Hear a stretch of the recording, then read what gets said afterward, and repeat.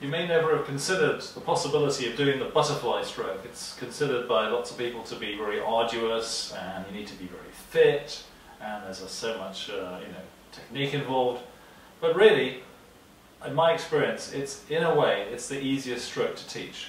And there's a reason for that is, you probably know that you don't know how to do the butterfly.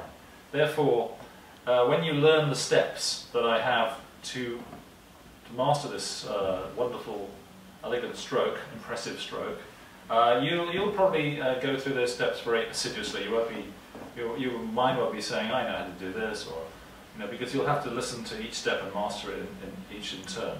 And the thing about the butterfly is it is all about timing and technique, and it's nothing to do with strength.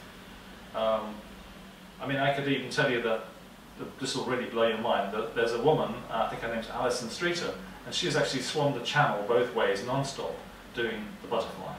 So this just shows that it's possible. And my friend and teacher, Stephen Shaw, he swam 200 laps of butterfly in the swimathon a couple of years ago, just to show that the butterfly isn't just for sprinting. In the Olympic events, I think the longest butterfly competition is only 200 meters.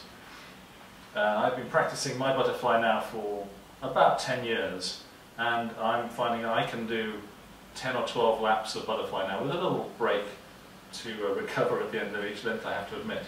But it just shows that, I mean, I was 51 when I started learning to do this stroke, that it's not beyond the realm, not beyond the capability of an average swimmer. Okay, so what's the secret to doing the butterfly? It's not to put the effort into bringing the arms over, but to put the effort in under the water. And that's the same with the front crawl too. One of the main problems in front crawl is people smashing their arms over and splashing and so on, rather than reaching down and pulling effectively. So with the butterfly, you're under the water, you get your hands under the water and you pull yourself forwards and you press your chest up, and then you release your arms and you bring them over like you're putting a cloak over your head, and you get your head out of the way. So it's a bit like the breaststroke in that respect. You pull yourself forward and you press your chest, and then you recover your arms lightly, and you bring your hands back together again. And you roll your head, and the head leads. The head goes up to breathe, the head goes down, the head comes halfway up, and then the head comes fully up. And the head goes down, and the head comes halfway up, and there you go. And then you're swimming the front end. The back end, of course, is a dolphin kick. But the wonderful thing about the butterfly is it's four-wheel drive. It's not just your arms, it's your legs too, and a bit in the middle too. So you get a lot of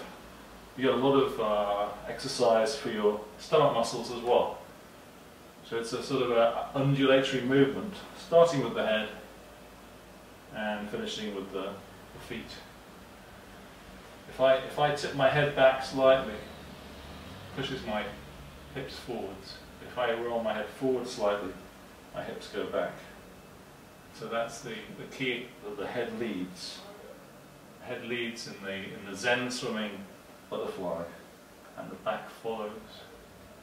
And the arms swing over and down. And the recovery is light. So it's a more elegant version of the butterfly. It's more sustainable. I breathe every second stroke, like most butterfly swimmers do that. Only Michael Phelps breathes every stroke. But you can try it.